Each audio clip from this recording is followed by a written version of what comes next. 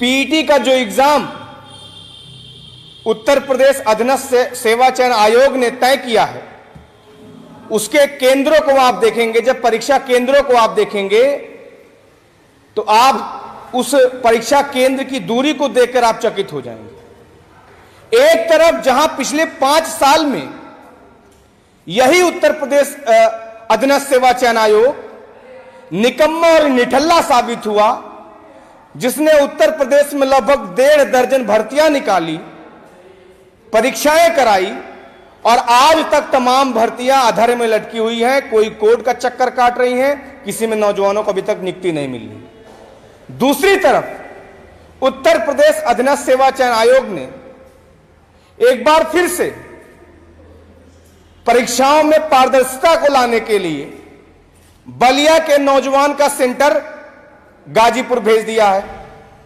बलिया के नौजवान का सेंटर झांसी भेजा है, गाजियाबाद के नौजवान का सेंटर अंबेडकर नगर भेज दिया है। यानी परीक्षा केंद्रों की दूरी जो है 700, 800, 900 किलोमीटर दूर छात्रों को जाकर वहां पे परीक्षा देना पड़ेगा। कितना बड़ा मजाक उत्तर प्रदेश में नौजवानों और छात्रों के साथ चल रहा है। आप सोचिए, लगभग 37 लाख नौजवानों ने इस पीटी यानी प्रारंभिक पात्रता परीक्षा में आवेदन किया है और ये एकमात्र ऐसी परीक्षा है जिसके बाद नौजवान आने वाले दिनों में जो सरकार द्वारा भर्तियां निकाली जाएंगी उसके लिए एलिजिबल होगा। वो जब वो इस परीक्षा में पास होगा तो उन नौकरियों के लिए एलिजिबल होगा। सिर्फ उसके लिए आप सबसे बात करने के लिए ये प्रेस वार्ता बुलाई गई है।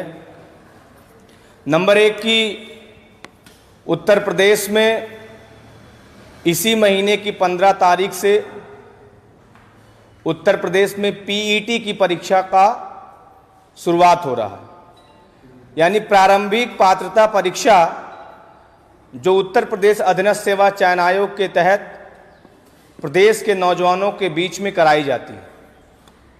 लेकिन आप सोचिए कि योगी आदित्यनाथ जी की सरकार लगातार उत्तर प्रदेश के छात्रों के साथ, उनके भविष्य के साथ किस तरीके से खिलवाड़ करने का काम कर रही है। पीईटी का जो एग्जाम उत्तर प्रदेश अधीनस्थ सेवा चयन आयोग ने तय किया है, उसके केंद्रों को आप देखेंगे, जब परीक्षा केंद्रों को आप देखेंगे तो आप उस परीक्षा केंद्र की दूरी को देखकर आप चकित हो जाएंगे। एक तरफ जहां पिछले 5 साल में यही उत्तर प्रदेश अधीनस्थ सेवा चयन आयोग निकम्मा और निठल्ला साबित हुआ, जिसने उत्तर प्रदेश में लगभग 1.5 दर्जन भर्तियां निकाली, परीक्षाएं कराई और आज तक तमाम भर्तियां अधर में लटकी हुई हैं। कोई कोर्ट का चक्कर काट रही हैं, किसी में नौजवानों को अभी तक नियुक्ति नहीं मिल रही। दूसरी तरफ उत्तर प्रदेश अधीनस्थ सेवा चयन आयोग ने एक बार फिर से परीक्षाओं में पारदर्शिता को लाने के लिए बलिया के नौजवान का सेंटर गाजीपुर भेज दिया है, बलिया के नौजवान का सेंटर झांसी भेजा है, गाजियाबाद के नौजवान का सेंटर अंबेडकर नगर भेज दिया है। यानी परीक्षा केंद्रों की दूरी जो है 700, 800, 900 किलोमीटर दूर छात्रों को जाकर वहां पे परीक्षा देना पड़ेगा। कितना बड़ा मजाक उत्तर प्रदेश में नौजवानों और छात्रों के साथ चल रहा है। आप सोचिए, लगभग 37 लाख नौजवानों ने इस पीटी यानी प्रारंभिक पात्रता परीक्षा में आवेदन किया है और ये एकमात्र ऐसी परीक्षा है जिसके बाद नौजवान आने वाले दिनों में जो सरकार द्वारा भर्तियां निकाली जाएंगी उसके लिए एलिजिबल होगा। वो जब वो इस परीक्षा में पास होगा तो उन नौकरियों के लिए एलिजिबल होगा। सिर्फ उसके लिए योगी आदित्यनाथ जी की सरकार ने, जिसमें 37 लाख नौजवानों ने आवेदन किया, उनके परिजनों के साथ सरकार उनको सिर्फ और सिर्फ ठगने जा रही है। आप सोचिए, जो नौजवान जिसका सेंटर जो बलिया का रहने वाला है, उसका सेंटर जब गाजियाबाद जा गया है तो जाहिर सी बात है परीक्षा देने के लिए एक दिन पहले उसको जाना पड़ेगा और आने जाने का जो उसका खर्चा होगा, जो वहां पे रुकने का खर्चा होगा, और क्या गारंटी है कि जब अपने सेंटर पे पहुंचेगा तो उसको पता चलता है कि पेपर ही हो सकता है कैंसिल हो जाए। क्या गारंटी है कि जो अभी तक जैसे लगभग 1.5 दर्जन भर्तियां, 1.5 दर्जन परीक्षाएं जो अभी तक रद्द हो गई, अभी तक नकल माफियाओं के भेंट चढ़ गई, क्या गारंटी है आने वाले दिनों में ये सब नहीं होगा? तो अभी 2 भर्तियां उत्तर प्रदेश में जो सबसे ज्यादा चर्चा का विषय रही, नंबर 1 लेखपाल भर्ती, लगभग 9,000 जिसमें सीटें थी, और जिसमें आयोग को यह जानकारी दी जाती है कि 15,000 लेखपाल भर्ती में 15,000 नौजवान संदिग्ध थे। आप सोचिए कि सरकार में लेखपाल की भर्ती आ रही है और 15,000 सरकार का आंकड़ा है कि 15,000 लोग उसमें संदिग्ध बैठे। दरोगा का भर्ती आया, जो एग्जाम कराने का जिस एजेंसी को जिम्मेदारी दी गई, पता चलता है वो ऑलरेडी कई सारे राज्यों में बैन है, ब्लैक लिस्टेड है।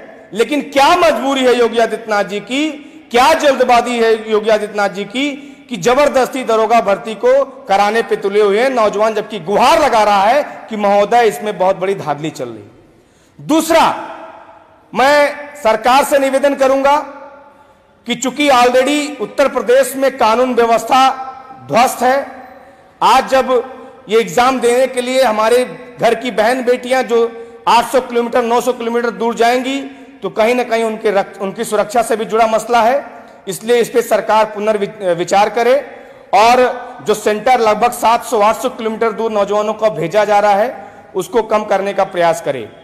दूसरा एक बहुत महत्वपूर्ण मुद्दा है, जिसमें 2 दिन पहले योगी आदित्यनाथ जी द्वारा जारी किया गया कि हमने उत्तर प्रदेश में युवाओं को 5 सालों में 5 लाख से अधिक नौकरियां उत्तर प्रदेश के युवाओं को दे दिया है। यानी अभी जब उत्तर प्रदेश का चुनाव शुरू हो रहा था, तब पर भी सरकार का यही दावा था कि हमने 5 सालों में 5 लाख नौकरियां दे दिया है।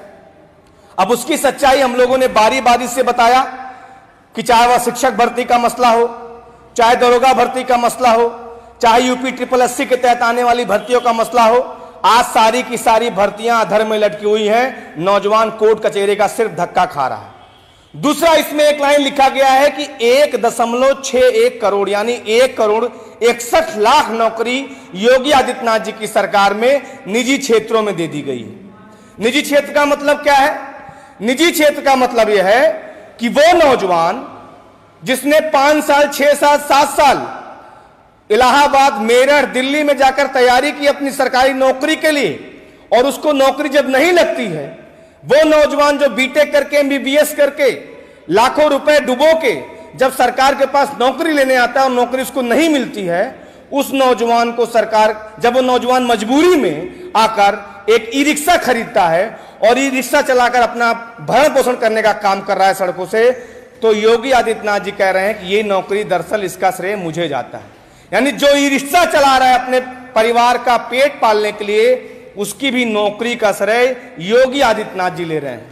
यानी जिसने 2 जानवर खरीद लिया, 2 भैंस अपने यहां खरीद लिया और 2 लोगों को सुबह शाम उसके रखवाले के लिए लगा दिया, तो वो भी रोजगार योगी आदित्यनाथ जी के खाते में जाता है। ये निजी सेक्टर में बता रहे हैं कि 1,61,00,000 नौकरियां हमने उत्तर प्रदेश के नौजवानों को दे दी। अभी जब सरकार बनी तो योगी आदित्यनाथ जी की तरफ से एक बुलेटिन जारी हुआ और उसमें कहा गया कि हमने 100 दिनों में 10,000 नौकरियां दे दी हैं। अब मुझे लगता है सरकार को बने 200 दिन हो गया होगा, तो जाहिर सी बात है योगी आदित्यनाथ जी ने 10,000 और नौकरियां दे दी होगी। तो ये जो आंकड़ा 5 लाख का है, मुझे लगता है कि सरकार से कोई गलती हुई है। 5,20,000 नौकरियां योगी आदित्यनाथ जी ने दी है। लेकिन आज दुर्भाग्य है कि हमारा नौजवान जो सड़कों पर धक्के खा रहा है, जब वो मुख्यमंत्री जी से मांग करता है कि हमारी जो भर्तियां हुई, हमारी जो परीक्षाएं हैं, उसको क्लियर कराने का काम करिए, तो उसके ऊपर योगी आदित्यनाथ जी की सरकार लाठियां चलाती। मैं सरकार से निवेदन करूंगा कि इनके दम पे आपने उत्तर प्रदेश में दोबारा सरकार बनाई है, इन्हीं के कंधे पर बैठ के आप दोबारा सत्ता के शिखर पे पहुंचे हुए हैं। इनके साथ इस तरीके से छलावा करने का काम बंद करिए। उत्तर प्रदेश जो आज एक तरीके से सॉल्वर गैंग का प्रदेश बन चुका है, जहां पर योगी आदित्यनाथ जी की सरपरस्ती में अब उत्तराखंड में भी यहां से सॉल्वर भेजे जाते हैं। हम इतने आगे हो गए हैं कि उत्तराखंड भी हमारे उत्तर प्रदेश के नौजवान सॉल्वर वो उत्तराखंड जा रहे हैं पेपर सॉल्व करने के लिए। तो इस तरीके से जो आज नौजवानों के साथ छलावा हो रहा है, सरकार से अपील करता हूं कि नौजवानों के साथ इस तरीके से बर्ताव करना बंद करिए।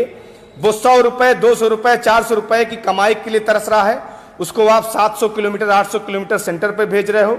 आपकी दरअसल ये साजिश है कि नौजवान परीक्षा केंद्र पे ना पहुंचे, और वो आने वाले दिनों में आपकी तरफ से फिर से एक बयान आएगा कि उत्तर प्रदेश में नौकरियां बहुत हैं, भर्तियां बहुत हैं, लेकिन उत्तर प्रदेश का नौजवान उसके लायक नहीं है। तो ये उनके साथ खिलवाड़ करने का काम बंद करिए। बहुत बहुत धन्यवाद।